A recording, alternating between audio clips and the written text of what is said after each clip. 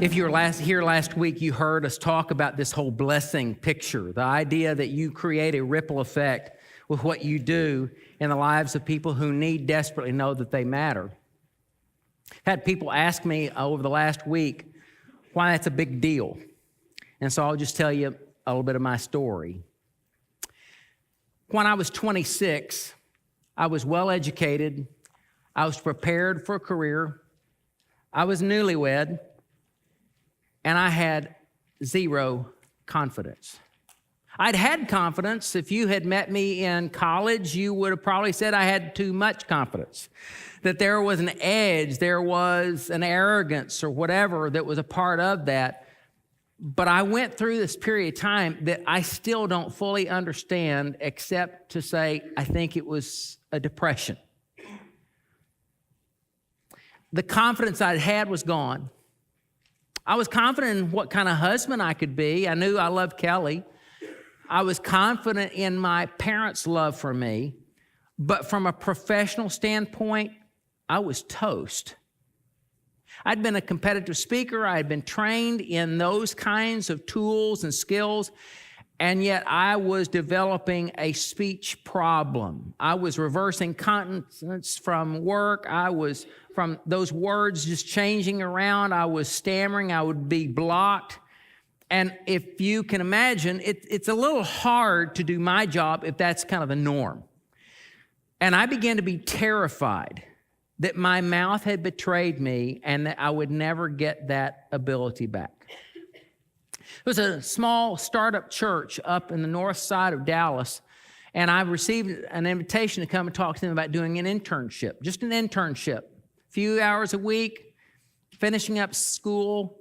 You could do this on top of all the other things, and I met a man named Paul. And the moment I met him, I began a journey of having my wounded heart healed. Every time Paul would introduce me, I would be a little bit surprised, and I would wonder who he was talking about because he was looking into my future, not my present. With his words, with his affection, with his time, it became very, very clear to me he believed in the future that God ordained, even if I didn't. And so slowly but surely over those 3 years, a healing work began in my heart. And I would tell you today, just as I told him about 2 months ago when I met him for lunch, without that relationship and what he did, I would not be standing before you today. I'd be hiding. So this whole ripple effect we're talking about, this whole process, isn't just theory to me because I've lived it. And now, because I see it. It's like I've been desensitized, or I have been resensitized to see when people are searching for that. When a kid says something, it's like the antenna go up. It's like when I'm around men who are trying to raise their own kids and they start telling a little bit of their story and the antenna come up, and I realize they're trying to do for their own children what they did not have done for them. Whether it's because of their background, because of their size, because of their inability to do certain things, or most often because the mom and dad never got a clue of how to do that. Whatever the reason, I've spent the last 30 years of my life now listening and hearing those stories and suddenly realizing that they are adult children still hungering for that blessing. The question is, how do you give it? And so some of you are going to hear this through parental lenses because that's where you live. You are in the middle of this and you have sons and daughters and you want desperately to be able to give them a platform from which they can build their lives. Some of you are going to hear this through the child's lens because even if you're 50 years old, you are still trying to fill that aching vacuum in you. And some of you are going to hear this because you have somebody younger around you. They're not your family, but you're starting to shift into a relationship where you realize you're able to give to them something more than you ever thought you could.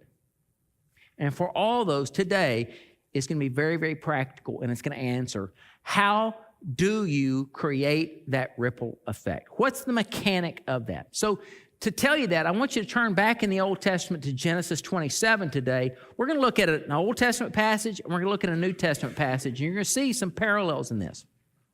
But as we read this, I want you to be asking yourself, what am I hearing or seeing that does make a difference? Now, for those of you who may not have been here last week, we're talking about a family in the Old Testament. The father is Isaac, the mother is Rebekah, and they've had twins. And the mother chooses to love one twin, the father chooses another. And I said last week, if you don't know this, let me make it perfectly clear. When you have that kind of favoritism at work in a family, that is sick. It's not the kid's fault. It is sick.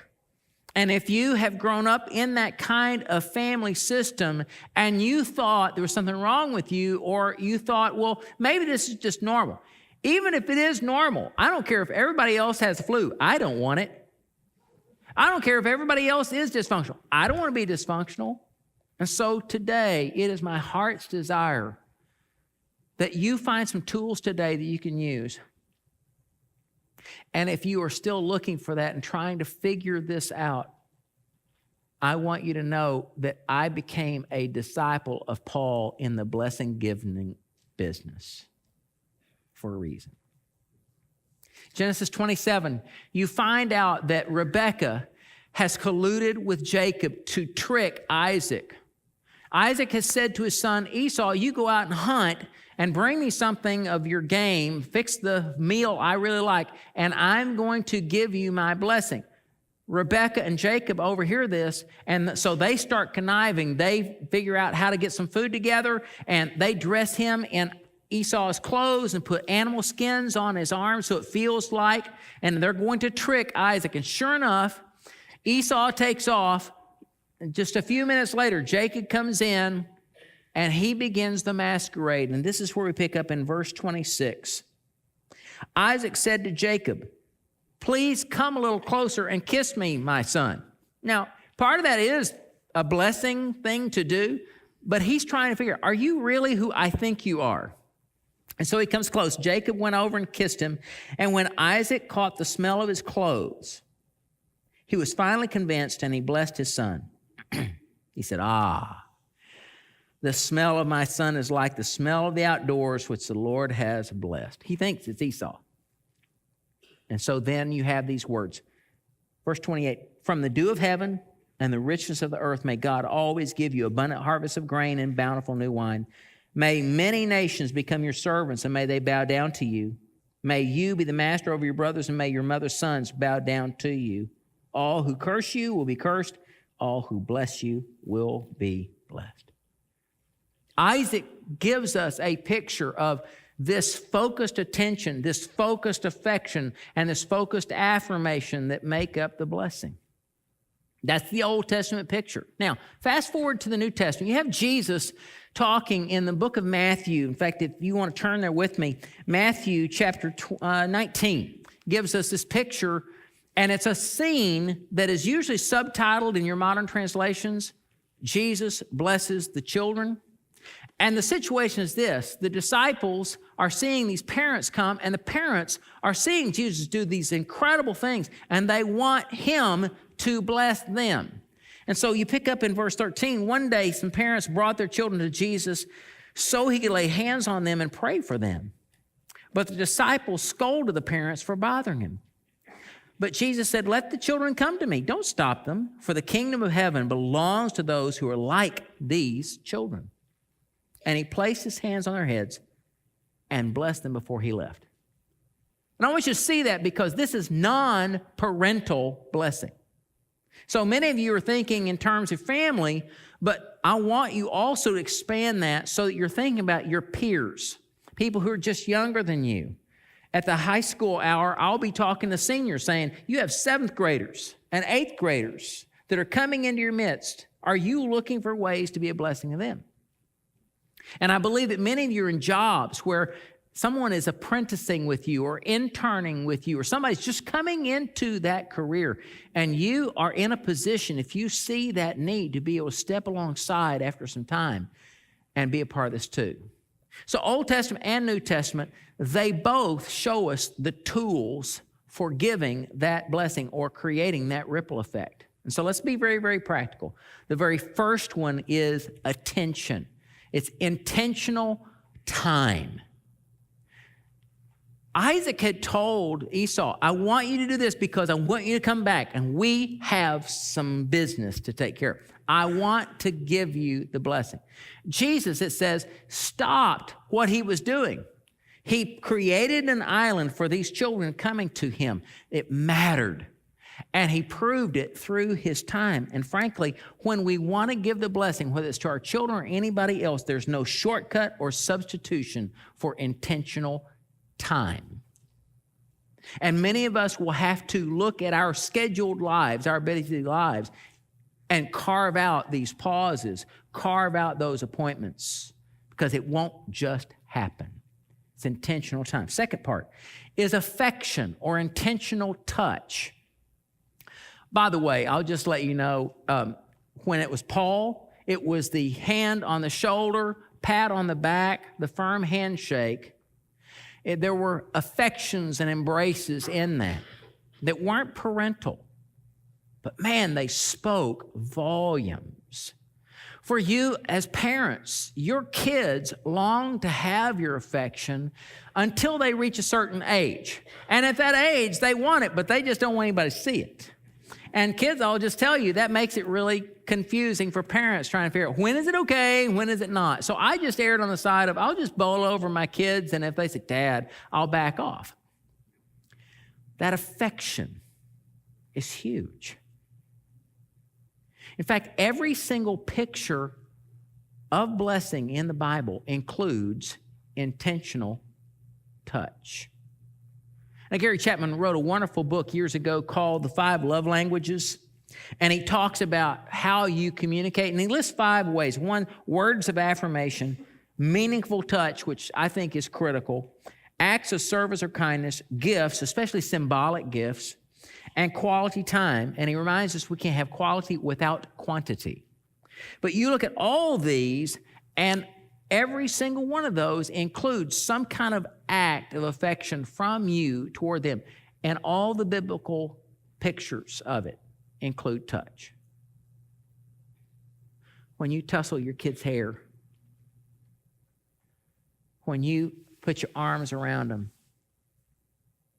when you're walking along and you put your hand on your son's shoulder, when your lap is the safest place for your daughter,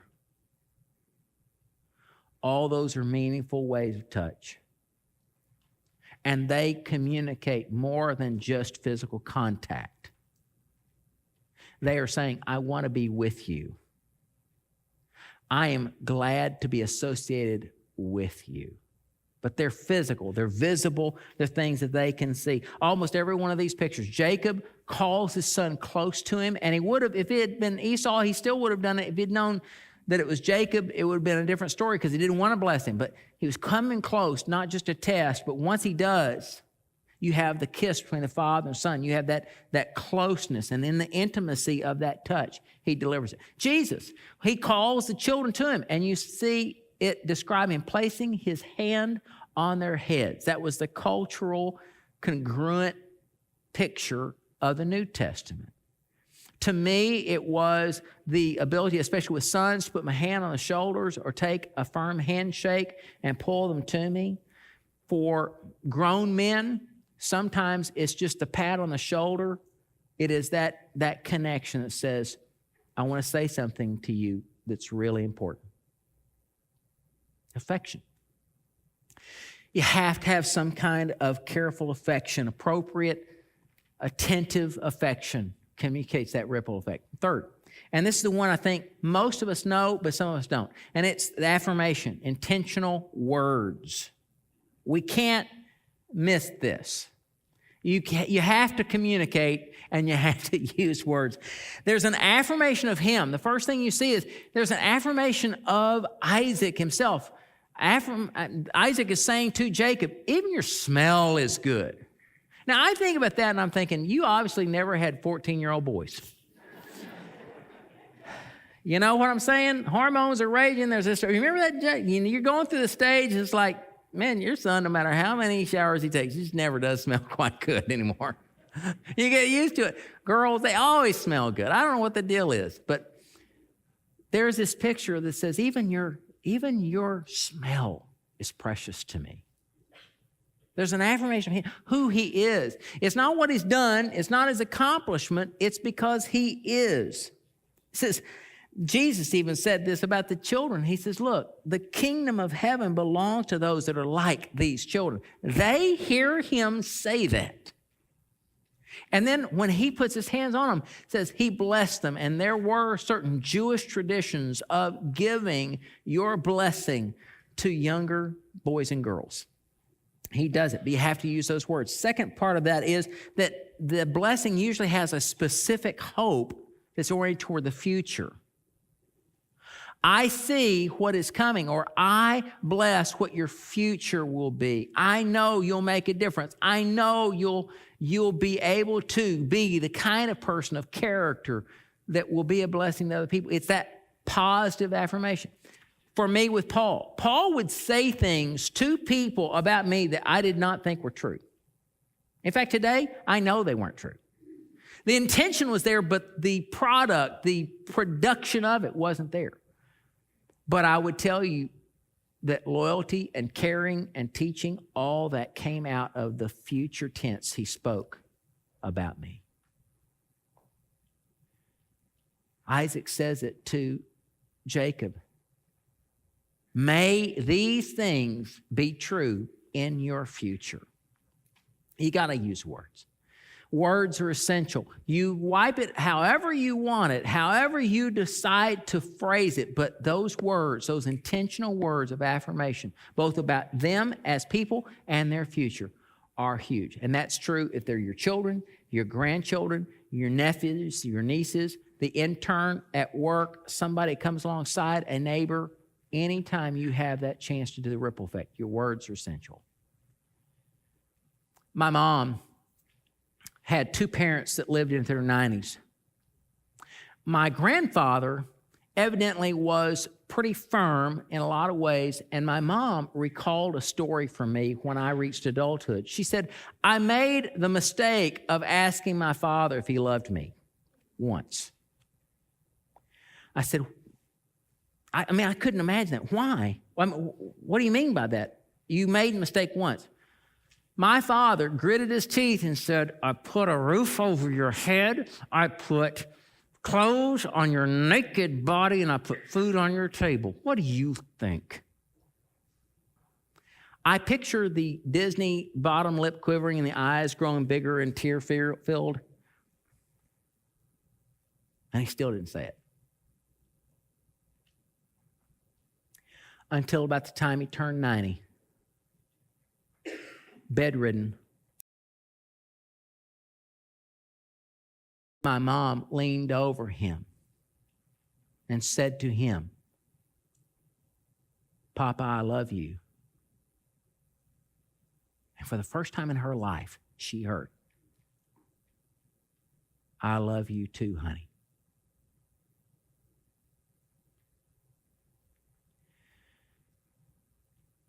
It should be a crime that a man or a woman has to get in their 50s and 60s before they ever hear their parents say, I love you. It ought to be a crime.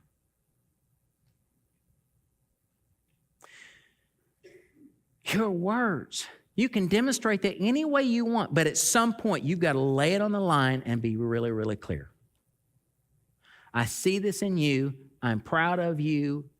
I cherish and treasure you. Now, I want to ask you a couple questions, and really this is very parental, but if you want to use it in another frame of reference, you can. But I'll ask you parents, when was the last time you had a conversation with your kids where you intentionally tried to use those words to bless your children? I mean, it can be on a birthday, it can be on a major transition, weddings, when the first grandchild is born, all those things, when they get their driver's license, they graduate from high school. There are lots of places where you can signpost this as really significant and give to them that blessing. If you're dealing with a coworker or something like that, you can find those particular points where you can step in the gap and do more than just reward a worker. You can say things that begin to fill that aching gap. When's the last time you remember doing that? Now put your kid mindset on. And I mean kid as in you're the child whether you are 10 or whether you are 70. Because frankly, that part of you continues to exist for a long, long, long time. Can you remember a time when your parents or somebody significant in your life tried to bless you and you missed it or you wouldn't receive it? I found that often those blessings, those ripples are still there years later. You just didn't see it. And we can play the victim and say, oh, I missed out. Or we can recognize what people tried to do and claim it as our own. What will you do? Friends, will you take on this role of creating ripples and say, I'm going to make some ripples. I'm going to be a blessor. I'm going to be that kind of person. You can. But it will take a choice on your part to say, I'll embrace that. Will you devote your attention, your affection, your affirmation toward people who need the blessing? And if you're a parent, most decidedly and first, will you do it with your kids?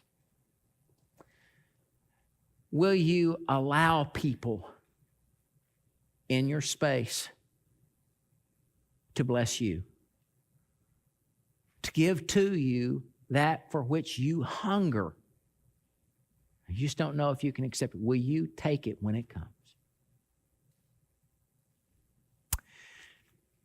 I'm married in my mid-20s. By the time we had kids, all of our peers already had elementary school age children. They were in homes and all this stuff. We started late. We both did grad school. And so I was almost 30 when our first child was born. We were in College Station when Brady came, our second. And we had a variety of folks that were helping us teach college students on Sunday mornings. One of those was a CPA. And one day he invited me to lunch. Now, we had a 2.5-year-old and we had a newborn, and I was trying to do research for my dissertation. So I think it was pretty obvious I wasn't getting a lot of sleep, evidently, because he took me to lunch and wanted to know how I was doing. And then he asked me about parenting, and I was telling him a little about this, and this is what he told me. I don't remember a whole lot about that conversation, but this I remember. He said, you know, Bruce, I always made an effort to be home at bedtime for my kids.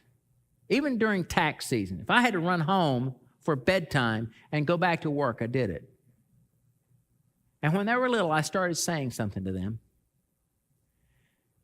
I want you to know you're a neat kid. And I'm so thankful that I get to be your daddy. Every night, I told my kids that. I hadn't thought about that conversation in a long time. Brady had a birthday. We went down to celebrate, and so I wrote in the card, and I looked down after I finished, and I thought, happy birthday, Brady. I want you to know you are such a neat kid. And I'm so grateful I got to be your daddy. I think it stuck.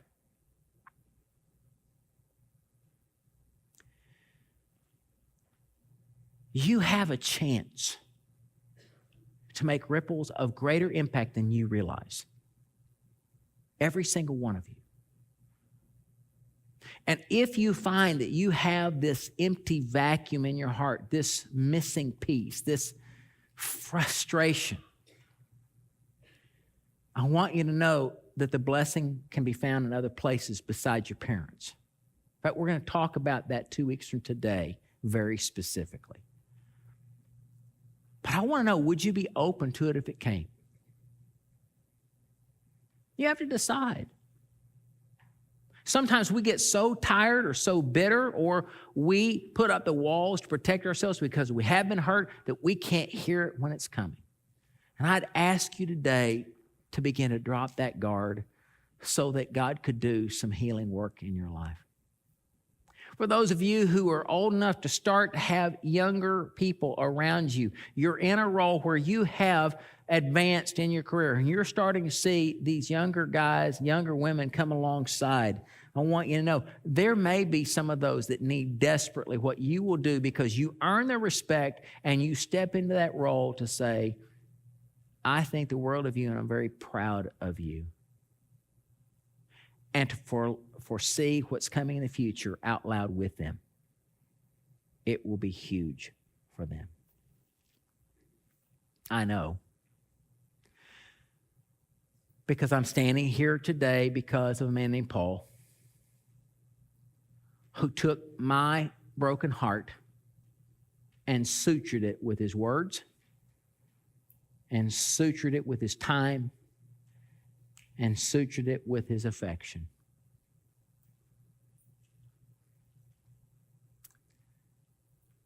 I told him just a couple of months ago, I do not know where I would be if it hadn't been for you. And you know what? I'm convinced, friends, that looking around this room, there are many of you who will need to be Pauls for somebody else. So get ready and go make some great ripples. Would you pray with me? Father, I'm so grateful for people who came alongside me in my younger days. So grateful when I watch that blessing process happen. Watching coaches try to bless players. Watching moms try to bless daughters. Watching older supervisors reach into the hearts and lives of younger men and women they work with. Neighbors, grandparents, even older students who come alongside younger students and decide to be a blessing for them. God, I believe you called us to make those kinds of ripples. You modeled it, and it's highlighted several times in scriptures. So give us the discipline to create the time and the affection and the affirmation we need that others might know they're treasured. And ultimately, God, I want that because sometimes I think they hold you at arm's length because of the holes in their hearts in this life. So God, do your work. Bring about that blessing and use us as you see fit. For that we ask in Jesus' name. Amen.